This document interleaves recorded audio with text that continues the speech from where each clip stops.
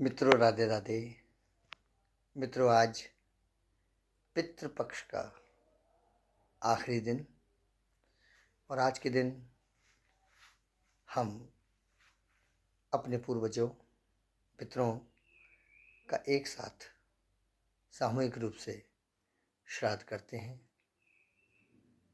पूजा अर्चना करते हैं, दान पुण्य करते हैं, ब्राह्मण भोज कराते हैं, बहन भांजियों का भोजन कराते हैं, उनको दान देते हैं।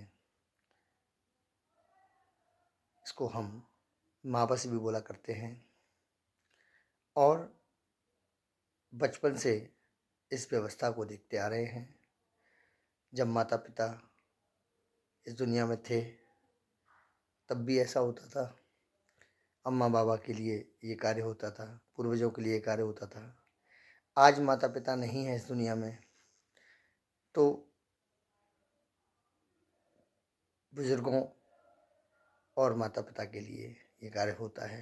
परिवार के जितनी भी दिवंगत आत्माएं होती हैं उनके लिए कार्य होता है।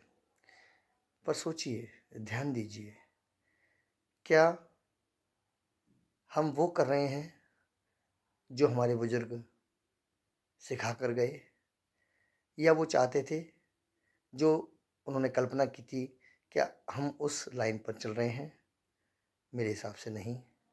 हम अपने पूर्वजों के जाने के बाद, बुजुर्गों के जाने के बाद ईंट पत्थर संपत्ति के विवाद में अपने आप से रिश्तों को कड़वाहट की ओर ले जा रहे हैं। ऐसा लगभग सभी परिवारों में पाया जाता है कि चाचा भतीजे से नहीं बोल रहा है, भाई भाई से नहीं बोल रहा है, भाभी देवर से बात नहीं कर रही है। तमाम रिश्ते आपस में कड़वाहट की ओर अग्रसर हैं। शायद हमारे बुजुर्गों ने कभी ऐसा सोचा नहीं था कि हम जो बचपन में, याद कीजिए बचपन की वो बातें कि छत पर एक साथ सोया करते थे, एक साथ सारे लोग सिनेमा घर जाया करते थे पिक्चर देखने, एक साथ सारे लोग दीपावली की सफाई घर की एक साथ किया करते थे, रंग रोगन अपने हाथ से किया करते थे। अड़ोस पड़ोस मोहल्ले में अगर कोई कार्यक्रम होता था तो परिवार के सारे लोग दुख सुख में साथ हुआ करते थे। लेकिन आज ऐसा नहीं है।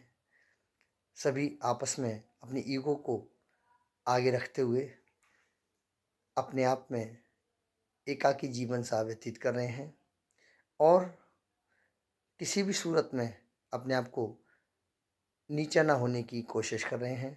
प्रेम लगभग लगभग क्षीण हो चुका है और जितने भी हम पूजा पालागी कर रहे हैं या श्राद्ध कर रहे हैं, ये एक एक जो मन में इस बात का डर है कि कोई अनहोनी ना हो, हमारे साथ कोई समस्या ना हो, बुज़ुर्ग हमारे नाराज़ ना हो। संभवतः इसके लिए हम एक सामाजिक जो व्यवस्था है इसको निभा रहे हैं।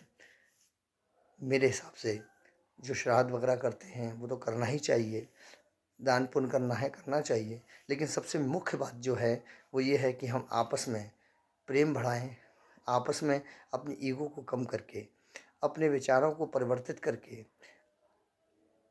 ये सोच के कि हमारे बुजुर्ग साथ नहीं ले गए तो हम साथ क्या ले जाएंगे। छोटा सा जीवन जो बचा है उसको बहुत अच्छे तरीके से, सरलता से, सहजता से, प्रेम पूर्वक अगर निभाएं तो शायद हमारे बुजुर्ग बहुत खुश होंगे, उनको अच्छा लगेगा, स्वर्ग में से देख रहे होंगे कि हमारे नीचे बच्चे जो है बड़े प्रेम से आपस में एक दूसरे से मेल मिलाप कर रहे हैं, आपस में बैठ रहे हैं, आपस में एक दूसरे की सहयोग कर रहे हैं, आपस में एक दूसरे की समस्या का समाधान कर रहे हैं। तो शायद बहुत वो खुश होंगे। सही तर्पण, सही अर्पण, सही कार्य मेरे हिसाब से यही होगा कि हम आपस में प्रेम भाव बना के रखें। अभी जैन धर्म का क्षमावाणी आयोजन जो है हो के चुका है, जिस दिन सारे जैन समाज के लोग एक दूसरे से क्षमा मांगते हैं। वो सिर्फ इसलिए होता है कि हम एक दूसरे से क्षमा मांग करके आपस की जो भी ईर्ष्या है, जो भी द्वेष है, उसको ख़त्म करें और अपने आप को छोटा बन करके आगे हाथ जोड़ करके उनसे क्षमा मांगें। तो आज श्राद्ध का आखिरी दिन है। मेरा सभी देशवासियों के सभी लोगों से निवेदन है कि अपने ईगो को हटा करके, इन संपत्ति के विवादों को हटा करके अपने आपसी प्रेम को बढ़ाएं। शायद यही हमारे बुजुर्गों को अच्छा लगेगा, यही सही सच्चा तर्पण है, यही अर्पण है।